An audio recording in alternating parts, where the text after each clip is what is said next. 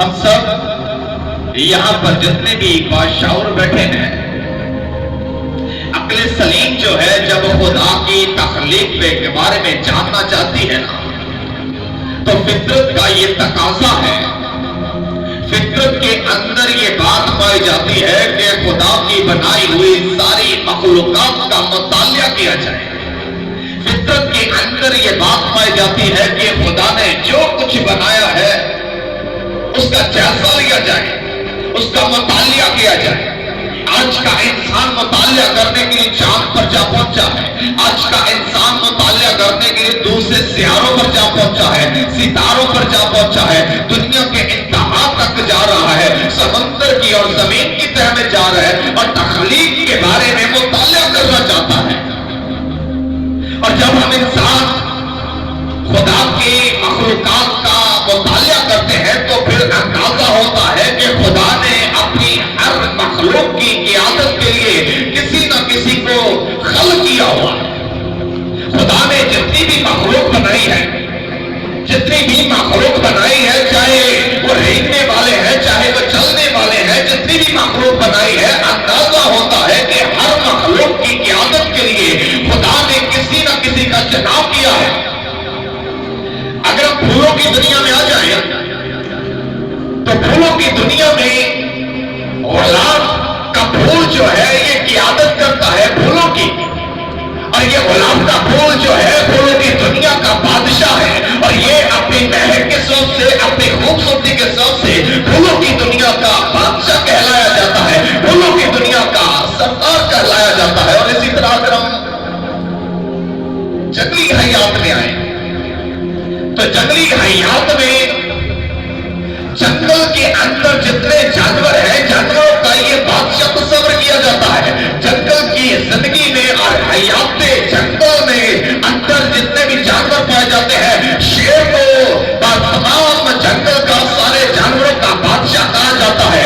اس لیے نہیں کہ یہ بادشاہت کرتا ہے، اس لیے نہیں کہ یہ کسی تخت پر بیٹھتا ہے، اس لیے نہیں کہ یہ کوئی حکومت کرتا ہے، بلکہ اسے بادشاہ تصور کرنے کے لیے اس کی طاقت کافی ہے۔ اس کی طاقت کے بعد جسے بادشاہ کہا جاتا ہے، یہ جس پر حملہ کرتا ہے اس پر غالب آتا ہے، یہ جس شکار کو نگاہ میں رکھتا ہے یہ اس پر غلبہ پاتا ہے، اور جس کو چاہتا ہے یہ حملہ کرتا اور کھا لیتا ہے۔ اور جنگلی دنیا کے اندر شیر کو بادشاہ کہا گیا ہے۔ جنگلی دنیا کے اندر شیر جو ہے سارے جانوروں کی قیادت کرتا ہے۔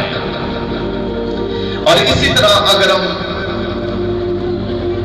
پرندوں کی دنیا میں آئے تو پرندوں کی دنیا کا ایک بادشاہ یہ سکرین کے سامنے ہم دیکھتے ہیں۔ پرندوں کی دنیا کا جو بادشاہ ہے، پرندوں کی دنیا کا جسے بادشاہ کہا جاتا ہے وہ ہے عقاب۔ اور عقاب جو ہے بڑا شکاری پرندہ ہے، بہت بڑا شکاری پرندہ ہے۔ یہ شکار کرتا ہے اور جس چیز کا شکار ارادے میں لے لیتا ہے اس کو شکار کرتا ہے، اس پر جھپٹتا ہے، اس پر حملہ کرتا ہے، اور یہ بھی شیر کی طرح اپنے شکار پر غالب آتا ہے، یہ بھی شیر کی طرح اپنے شکار پر فوکس کرتا ہے، نگاہ رکھتا ہے، اور ایک وقت میں ایک ہی شکار کو اپنی نگاہ میں رکھتا ہے اور اپنے شکار پر یہ غالب آتا ہے۔ اور اس پرندے کے پروں کا پھیلاؤ دیکھا جائے تو اس پرندے کے پروں کا پھیلاؤ 4 فٹ تک ہوتا ہے، اور یہ طاقتور پرندہ کہلایا جاتا ہے۔ آج ہم بائبل مقدس میں سے اس پرندے کی بات دیکھ رہے ہیں، کیونکہ ہمارے پیغام کا عنوان ہے کہ تو عقاب کی مانند ہے، اور بائبل مقدس عقاب کا بارہا ذکر کرتی ہے۔ بائبل مقدس کے اندر عقاب کا ذکر بارہا پایا جاتا ہے۔ اگر ہم بائبل مقدس میں سے دیکھیں تو خداوند رب العزت کی ذات کل جو ہے وہ موسیٰ کے وسیلہ سے فرماتی ہے کہ اگر ہم سب یہاں پر بڑی وہ انسان ہے خداوند کی حضوری میں آتے ہیں تو خدا ہمیں برکت دیتا ہے، خدا اولاد دیتا ہے، خدا کاروبار دیتا ہے، خدا پیسہ دیتا ہے، اور خدا ساری زندگی کی نعمتوں سے ہمیں بھر دیتا ہے۔ اور کلام مقدس میں لکھا ہے کہ اگر ہم سب چیزوں کی فراوانی کے باوجود خوش دلی سے خداوند اپنے خدا کی عبادت نہیں کرتے تو پھر ہم بھوکے اور پیاسے ہو جاتے ہیں، اور عقاب کی مانند دشمن ہم پر حملہ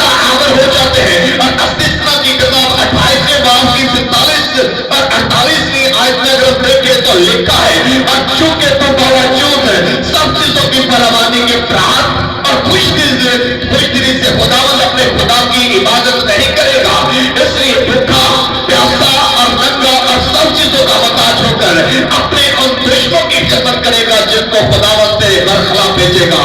खुदावंद दूर से जमीन के किनारे से एक काम तुझ पर चढ़ा लाएगा, जैसे अकाब टूट कर आता है, उसी तरह काम की जुबान तो नहीं समझता, वो काम अकाब की कामारे तुझ पर टूट कर आएगी। इसका मतलब है कि अकाब की ताकत का अंदाजा जमीन पर रहने वाले को खुदा देता है, और खुदा कहता है, इस्राएलियों, उम्मत इस्राएल सुन, अगर तुम मेरी शुक्रगुजारी नहीं करते, अगर तुम मेरी इबादत नहीं करते, तो तेरे दुश्मन अकाब की तरह तुम पर टूट पड़ेंगे। खुदा भी जानता है अकाब कितना ताकतवर है। खुदा ने ये नहीं कहा कि शेर टूट पड़ेगा, चीता टूट पड़ेगा, अकाब उम्मत इस्राएल जो है बारहा निशाना रही है। सो लिखा है कि जिस वक्त ये उम्मत जो है गुलामी के अंदर सिस्कियां बढ़ रहे थे, आहे बढ़ रहे थे, गुलामी के अंदर इतना जुल्म और सितम ढाया जा रहा था, और उम्मत जिंदगी की मुशक्कत और दुखों से गुजर रही थी, और उम्मत के अंदर भूख और प्यास तो आम बात पाई जाती थी। उम्मत पर मिस्री जो थे ये तरह का सितम डाल रहे थे, हुकूमत कर रहे थे, तो ताबर रबर इज्जत की जाते कुल ने एक शख्स को बुलाया, और उस शख्स का नाम मूसा है। और खुदा ने जब मूसा को बुलाया तो मूसा नीचे से देखता है कि एक झाड़ी को आग लगी है और झाड़ी जल रही है, लेकिन भस्म नहीं होती। और जब मूसा ये नजारा देखने के लिए पहाड़ पर चला तो रबर इज्जत की जाते कुल ने उससे कहा, मूसा मूसा अपनी जूती उतार, क्योंकि अब तो जिसको खाकर आ गया है वो जगह पाक है। और खुदा ने मूसा से कहा, अपनी जूती उतार, और अब मैं रबर इज्जत जाते कुल से कलाम करता हूँ, मैं तुझसे बोलता हूँ, मैं एलोहीम हूँ, मैं मालिक हूँ, मैं खालिक हूँ, मैं बादशाह हूँ, मैं हशमत वाला हूँ, मैं गलबे वाला हूँ। और देख, मैं अपनी उम्मत को याद करता हूँ, मेरी उम्मत जो है वो मिस्रियों के हाथ से दुख और सितम का शिकार है, मेरी उम्मत से सक रही है, मेरी उम्मत के अंदर दुख पाए जाते हैं। देख, मेरी उम्मत जो है वो सिसक रही है, अब तो जा, और मैं तुम्हें देखता हूँ, तो जा और जाकर फराउन से क्या, मेरे काम को जाने दे, मेरे लोगों को जाने दे। अगर फराउन इनकार करे तो बताना कि मैं खुदा कहता हूँ, मैं खुदा रब्बुल इज्जत, मैं जो हूँ सो होने तुझे भेजा है। और खुदावन ने मूसा को इनके लिए बर्पा किया, और खुदा ने इसे मसा किया। और उम्मत के पास जब ये मूसा आता है तो मूसा के वसीला से खुदा उम्मत को मिस्र में से निकाल लेता है। और मिस्र में से जब ये निकलते हैं तो बाइबल खरोज की किताब इसके 19वें बाब में लिखा है कि अभी 3 महीने ही हुए थे मिस्र से निकले, अभी इनको 3 महीने ही हुए थे कि जब ये कोहे सीना के बियाबानों में आए।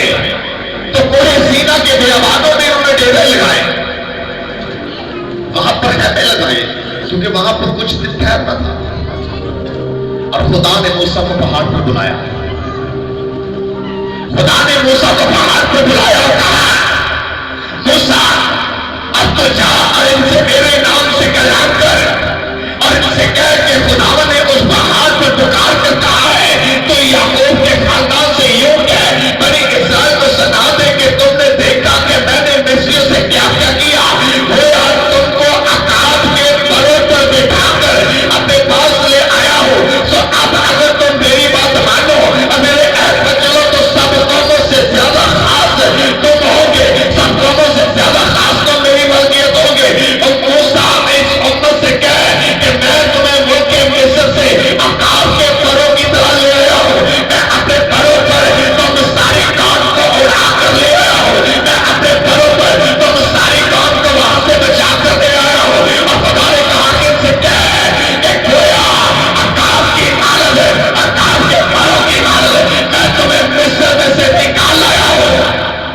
और अब मेरे अहद पर चलो, अब मेरे हुक्मों पर चलो, तो तुम मेरी मलकियत भी ठहरोगे, मेरे खास लोग ठहरोगे, क्योंकि सारी जमीन मेरी है।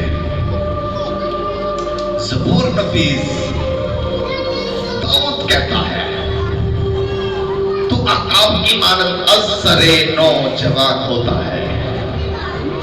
ज़बूर नफीस कहता है कि तू अकाब की मानद है, तो अकाब की मानद असरे नौजवान होता है। और ये लक़ब जो है ईमानदार के लिए, ज़बूर नफीस जो है वो ईमानदार से कलाम करता है और ईमानदार से कहता है कि तू अकाब की मानद असरे नौजवान होता है। और बाइबल मुक़द्दस में क्यों खुदा ने इस्राएल से कहा कि मैं तुम्हें अकाब के भरोसे वहां से उड़ा कर ले आया हूं। और दाऊद कहता है कि तू अकाब की मानद है। क्यों दाऊद ने ये कहा? अगर हम अकाब की बाबत जाने तो अकाब की औसत उम्र जो है वो 70 साल होती है, और जब ये 40 साल का होता है तो ये ज्यादा ऊंचाई पर उड़ नहीं सकता। 40 साल की उम्र में आकर इसके पंख जो है वो भारी हो जाते हैं। 40 साल की उम्र में आकर इसकी चोंच जो है वो टेढ़ी हो जाती है। 40 साल की उम्र में इसके पंजों के नाखून उड़ जाते हैं। ना तो ये ऊंचा उड़ सकता है और ना तो ये शिकार कर सकता है, क्योंकि अब इसकी हालत बिगड़ चुकी है, अब इसकी हालत खराब हो चुकी है, चोंच टेढ़ी हो चुकी है और नाखून उड़ चुके हैं, पंख भारी हो चुके हैं, ऊंचा उड़ नहीं सकता। अब अकाब के सामने दो ही रास्ते हैं, या तो भूखा सिसक सिसक कर मर जाए और या फिर वो 5 महीने 5 माह जो है 5 महीनों की तकलीफ से गुजरे। अब यहाँ पर अकाब के सामने दो रास्ते हैं, या तो मर जाए या तो 5 माह 5 महीने तकलीफ उठाए। लेकिन यहाँ पर अकाब जो है वो हार नहीं मानता। अकाब 5 महीने की तकलीफ का फैसला करता है।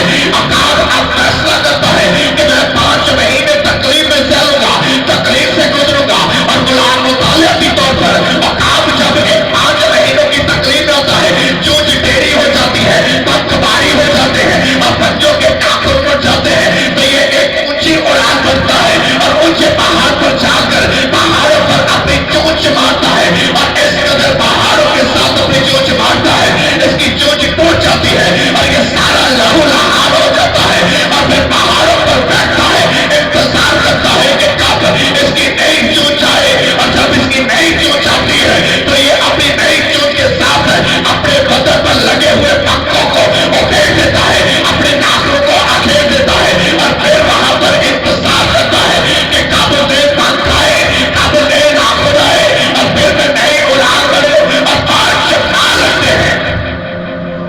5 महीनों के दौरानिया में ये औकात जो है नई चोंच, नए पंख और नए नाखून के साथ फिर फिजा में उड़ान भरता है। और 5 माह के बाद औकात फिर असरे नौजवान हो जाता है। और खुदा का बंदा ज़बूर नफीस कहता है कि तो औकात की मानद असरे नौजवान होता है।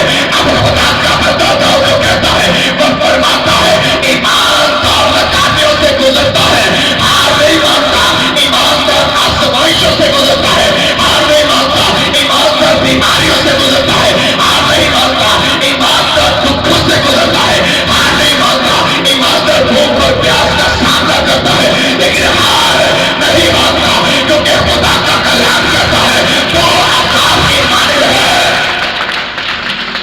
और आज ईमानदार की हालत देखें, दुखों में, परेशानियों में, मुसीबतों में बेईमान लोग आते हैं और कहते हैं फलाने बाबे के कोल जाके शरीफ बढ़ लै, जाके यह कर ला। लेकिन ईमानदार कहता है मैं खुदा को क्या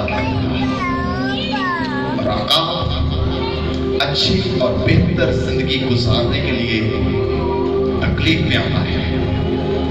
5 माह की तकलीफ जो है इस पर गुजरती है। 5 माह तो ये तकलीफ में रहता है, लेकिन 5 माह के बाद खुदा इसको उठने की खुदा नई ताकत देता है। और इसलिए ईमानदार को खुदा अच्छी जिंदगी गुजारने के लिए तकलीफ में से गुजारता है, भूख में से गुजारता है, प्यास में से गुजारता है। और फिर जाकर खुदा का बंदा दाऊद कहता है हाँ ये सच है कि तो अकाब की मानद असरे नौजवान होता है।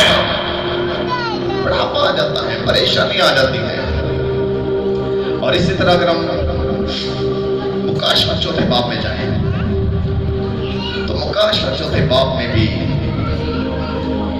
यूहन्ना फरमाता है, इन बातों के बाद मुकाशवा चौथे बाब में लिखा है कि इन बातों के बाद मैंने निगाह की तो क्या देखता हूं कि आसमान पर एक दरवाजा खुला हुआ है, और मैंने उस आवाज को जो मैंने पेशतर सुनी थी वो आवाज नरसिंह की आनंद थी। अब मुझे आवाज आ गई, यूहन्ना अब जरा ऊपर तो आ, तो मैं रोने आ गया, और जब मैं रोने आ गया तो मुझे ऊपर उठा लिया गया, और जैसे ही मैं ऊपर उठा लिया गया ऊपर मैं देखता हूं कि एक तख्त है, वो तख्त संगे यशब एक सा मालूम होता है, और वहां पर तख्त पर कोई बैठा है, और उस तख्त के गिर्द 24 बुजुर्ग है, 24 तख्त लगे हुए हैं, और उन 24 तख्तों के गिर्द 4 जानदार मैं देखता हूं। यूहन्ना आरंभ फरमाता है कि मैं आसमान पर उठाया गया, और जब आसमान पर उठाया गया तो मैंने तख्त देखा, और उस तख्त पर कोई बैठा है, उस तख्त के गिर्द 24 तख्त है, और 24 तख्तों पर 24 बुजुर्ग है, उनके सब पर सोने के ताज है, और उन 24 तख्तों के गिर्द 4 जानदार मैंने देखे, और वो 4 जानदार जब मैंने देखे तो वहां पर 4 जानदारों का सीन जब मैंने देखा तो एक तो इंसान का सा चेहरा रहता है, और दूसरा तो बछड़े की मानद है, तीसरा तो बब्बर की मानद है, मगर चौथा अकाब की मानद है। आसमान का नजारा है, और आसमान पर खुदा के तख्त के गिर्द 4 जानदार है, इंसान का चेहरा है, बछड़े का चेहरा है, शेर का चेहरा है, और एक अकाब की मानद है। और अकाब की मानद जब मैंने जानदार को देखा, ये सारे चारों जानदार जो है इनको 6 पर दिए गए हैं, इनके अंदर बाहर आंखें ही आंखें हैं, इनके चारों अतराफ आंखें ही आंखें हैं, और ये बगैर आराम किए लगातार बोलते हैं कदोस कदोस कदोस काते होते जो था जो है और जो चल जाने वाला है। लेकिन इन चारों जानदार में अकाब भी वहां पर मौजूद है, और अब अकाब का वहां पर होना बड़ी ही दिलचस्पी की बात है, बड़ी ही अच्छी बात है कि अकाब वहां पर क्या करता है। और अकाब को 6 पर दिए गए हैं, अकाब की चारों तरफ अंदर बाहर आंखें ही आंखें हैं, और खुदावन की हम्द करने से बाज नहीं आ रहा ये भी। और वहां पर अकाब जो है ना आसमान पर ये हमारी नुमाइंदगी कर रहा है। अकाब जो है आसमान पर खुदा के तख्त पर एक सादिक की ईमानदार की नुमाइंदगी करता है, और खुदा वहां पर अकाब को खड़ा करके बता रहा है कि ईमानदार मेरे लिए दुख सहते हैं, ईमानदार मेरे लिए तंगी सहते हैं, ईमानदार मेरे लिए बहुत सारी मुसीबतों से गुजरते हैं, ईमानदार मेरे लिए प्यास सहते हैं, भूख आती है, दुश्मनों के हमले होते हैं, फतवे लगते हैं, तरह तरह का सितम और जुल्म उड़ाया जाता है, लेकिन ईमानदार हार नहीं मानता। तो अकाब खुदा के तख्त के गिर्द जो है उसे नुमाइंदगी देगी है ईमानदार की, और ईमानदार के लिए अकाब आलमे बालक और खुदा की तमजीद करता हुआ नजर आता है। और इसी तरह मुकाशवा 8वें बाब की 13 आयत में यूहन्ना अर्ज कहता है, और जब मैंने फिर निगाह की, 8वें बाब में कहता है जब मैंने फिर निगाह की तो आसमान के बीच में एक अकाब को उड़ते और बड़ी आवाज से ये कहते सुना। इस रोया के बाद कहता फिर मैंने निगाह की, और निगाह करता हूं कि आसमान के बीच में एक अकाब उड़ता है, और वो बड़ी आवाज से कहता है, मैंने कहते सुना कि उन तीनों फरिश्तों के नसीबों की आवाजों के जोर से जिनका फूंकना भी बाकी है, जमीन के रहने वालों पर अफसोस अफसोस अफसोस। एक और अकाब नजर आया, और वो अकाब आसमान के बीच में उड़ता है और कहता है कि जमीन के रहने वालों पर अफसोस। चूंकि चौथा जानदार जो है वो सादकों की नुमाइंदगी करता है अकाब, तो यहां पर कहते हैं एक और अकाब देखा, और ये अकाब जो है ईमानदारों की क़यादत करता है, और ये अकाब जो है सादकों की नुमाइंदगी करता है, ये अकाब जो है मनुष्यों की नुमाइंदगी करता है। और यहाँ पर दरअसल कोई अकाब उड़ता हुआ इसने नहीं देखा, दर हकीकत कोई अकाब इसे उड़ता हुआ नजर नहीं आया, दरअसल ये खुद की नुमाइंदगी देखता है, ये खुद तो आसमानों पर उठा लिया गया है, और खुदा इससे कलाम कर रहा है, खुदा इस पर भेद बोल रहा है,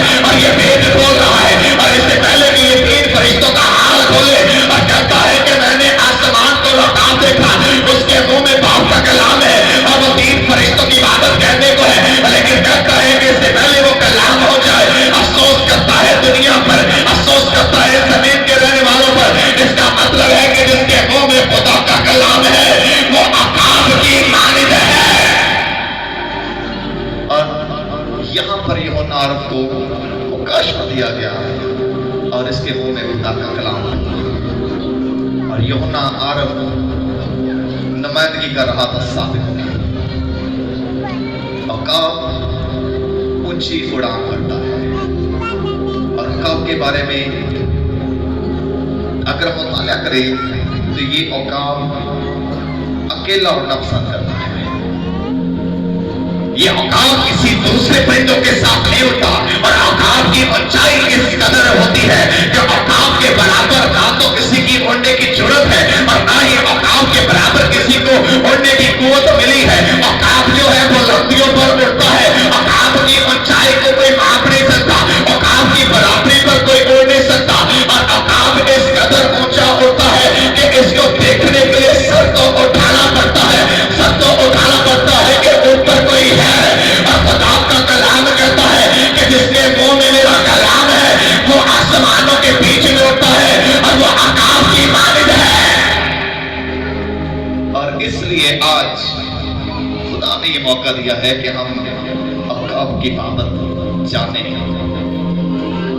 اگر زندگی میں عقاب کی مانند بننا ہے تو اونچا سوچنا ہوگا، کیونکہ آج خدا کہتا ہے کہ تو عقاب کی مانند ہے اور جب تک ہمیں عقاب کا پتہ نہیں تو میں عقاب کی مانند کیسے ہوں؟ اور عقاب کے بارے میں لکھا ہے اونچا ہوتا ہے اور خدا کہتا ہے کہ تو بھی اونچا سوچ، تو عقاب کی مانند ہے۔ چھوٹی سوچ والوں سے تیرا کوئی مقابلہ نہیں ہے، تو عقاب کی مانند ہے، طوطے کی مانند نہیں ہے کہ طوطا صرف اپنی خوبصورتی سے یا صرف چند بول سے مشہور ہے، تو عقاب کی مانند ہے، طاقتور ہے، تجھے دیکھنے کی جستجو ہے اور تو اونچائی پر اڑتا ہے۔ تو آج خدا نے کہا ہے، آج خدا کے بندہ نے کہا ہے، تو عقاب کی مانند اثر روز جوان ہوتا ہے۔ کسی اور جانور کا نام لیا گیا، کسی اور جانور کا لقب نہیں دیا گیا۔ خدا چاہتا ہے کہ ہم عقاب کی مانند بنیں۔ آئیے ہم اپنے سروں کو جھکائیں۔